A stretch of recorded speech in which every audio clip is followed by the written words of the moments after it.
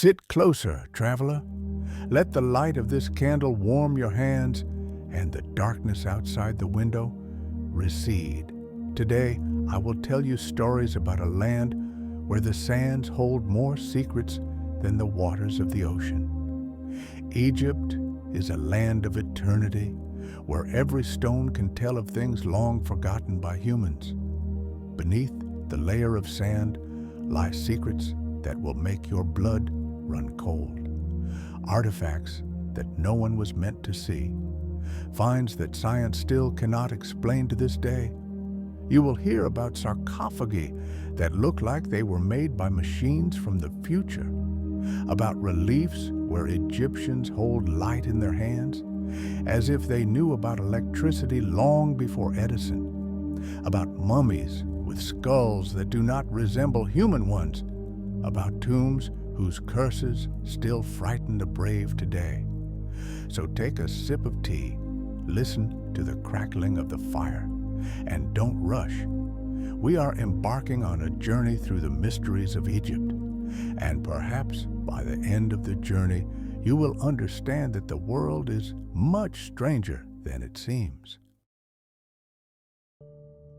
Deep in the sands, where silence rings louder than a scream, lies a place that few dare to visit at night. The Sarcophagi of Saqqara is an underground necropolis carved out of stone, as if the earth itself wanted to hide something terrible within itself. There, among the long corridors, stand granite sarcophagi, not ordinary ones, monstrous ones. Their size is impressive, more than 4 meters long and weighing over 70 tons. And the lids fit so perfectly to the base that it seems as if the stone was liquid and then solidified, embracing itself. Scientists say that these are the tombs of the sacred Apis bulls. But then why are most of them empty? What could have disappeared from a sarcophagus weighing as much as a railway carriage? People who have been inside describe the feeling as if the walls themselves breathe and the darkness presses on their chests. Who and how could have created such precision in granite processing at a time when even iron was not yet properly smelted? Questions multiply, and answers are lost in the dust of the corridors. I saw the faces of the engineers who touched these sarcophagi. They couldn't believe their eyes. The surface is polished to a mirror finish. The corners are perfectly straight. This is a job that even modern machines would struggle to do. But what if we are not dealing with burial boxes, but with something else? Machines, containers, vessels for energy, or for creatures we are afraid to even think about. Sand hides more than it reveals, and the Sarcophagi is one of those traces that keep us awake at night. In the Temple of Hathor in Dendera, the walls bear an image that archaeologists have been debating for decades. The reliefs depict people holding objects that look suspiciously like glass flasks. Inside them is a writhing figure like a wire, and at the base is something resembling an electrical cable or support. Local guides, running their fingers over the stone, say, "These are symbols of a lotus from which a snake emerges." But do symbols need such technical detail? When they first saw this relief, researchers gasped. It looked too much like a lamp. Since then, people have been talking about the Dendera lamp. Some claim that this is confirmation of ancient technology, while others say that it is just a play on symbols, an interweaving of myths about the creation of the world. But even the most skeptical scientists admit that the image is too unusual. Imagine a hall lit by such lamps thousands of years ago, not by the smoke of torches, which left soot on the walls, but by pure light that allowed reliefs to be carved deep underground. After all, no traces of soot have ever been found in the corridors of pyramids and tombs where there are no windows. Perhaps it was the Dendera lamps that provided light to the craftsmen who carved eternity in stone.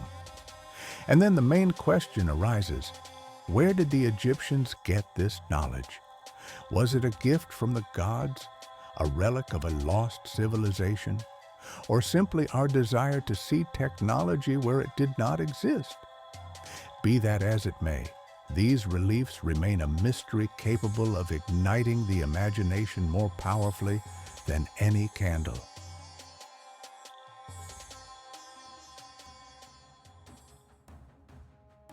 There is an artifact in the Cairo Museum that thousands of tourists pass by without realizing that they are looking at one of Egypt's strangest mysteries. It is a small object made of slate, more than 5,000 years old. It is called the Sabu disc. It was found in the tomb of a high-ranking official in Saqqara. At first glance, it looks like a strange plate, but take a closer look. 3 curved petals converge towards the center, forming a shape that modern engineers compare to a propeller or even an element of a complex mechanism. Slate is a fragile material, difficult to work with even today. But the Egyptians somehow gave it such a complex shape that the question arises, why? Some believe that the disc was used in religious rituals. Others believe that it is a part of an unknown device, possibly related to water or air. Some daredevils even hypothesize that it is part of a flying machine. I have seen this disc. It is small, only about half a meter in diameter, but it evokes a strange feeling. It is as if you are looking at something that should not have existed in that era. Imagine a craftsman who, without modern tools, creates an object reminiscent of 19th to 20th century machine parts. What knowledge did he possess? And could this disc be an echo of a technology that disappeared along with civilization, leaving us in ignorance? The questions remain, and the Sabu disc lies in the museum display case, cold and silent, but evoking a whisper. You don't know anything yet. There is a pyramid that rarely appears on postcards and tourist photos. It stands in Meidum and is called the Collapsed One. Today, it is more of a pile of stones than a slender architectural wonder. But it is precisely in its ruins that one of Egypt's most disturbing mysteries lies hidden. Scientists believe that the pyramid was built during the reign of Sneferu, the father of Cheops. Initially, it was stepped, and then they tried to turn it into a real pyramid with smooth edges. But something went wrong. The facing blocks collapsed, exposing the inner layers. Some are convinced that this was the result of construction errors, but there are far more frightening versions, that the pyramid collapsed suddenly due to an unknown force or even an explosion. When you stand at the foot of the pyramid, it seems as if a giant organism died right in the middle of its growth. Stone slabs lie in disarray as if someone had thrown them down from the sky. Local legends say that the pyramid was cursed and that anyone who tries to restore it will meet their death.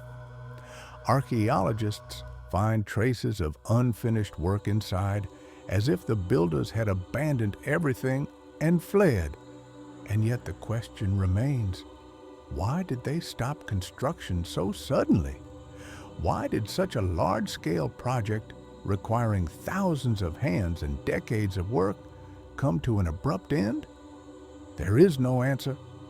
But when you look at these ruins, you cannot shake the feeling that you are looking at a monument to something the ancients wanted to hide, or something that stopped them in their tracks. In Egypt, among the sands and tombs, Burials have been found that haunt both archaeologists and ordinary people. These are mummies with elongated, disproportionate skulls. Their heads appear to have been stretched lengthwise, giving them an alien appearance. Such remains were first discovered near Luxor and in the millennia oasis. Scientists explain this as artificial deformation. Allegedly, babies' heads were bandaged so that they would acquire a noble appearance. But at the same time, the skulls seemed too smooth and perfect, as if nature itself had changed their shape. Why? To distinguish priests or rulers? To show their otherness? Or are we seeing the remains of beings that the Egyptians revered as gods? Standing in front of a display case with such a skull in a museum, one cannot help but feel a chill run down their spine. The eyes of the empty sockets gaze through the centuries as if hiding the memory of another race, another time. Even modern anthropologists admit that some skulls cannot be explained by bandages alone. Their volume and proportions do not match those of humans. Local residents whisper legends. These are the descendants of those who came from the heavens.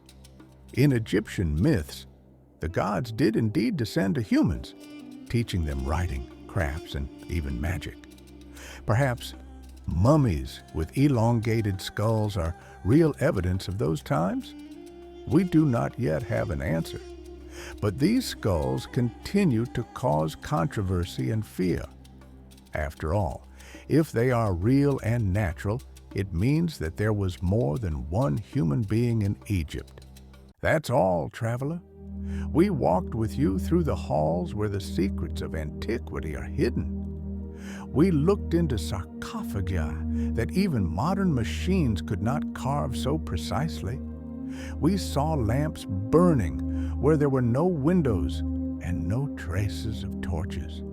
We remembered the curses, the strangely shaped skulls, the labyrinths that no one else has ever seen. And all this is only a small part of what Egypt hides beneath its golden sand. Perhaps the answers that will turn history upside down still lie there. Or perhaps secrets that are better left undiscovered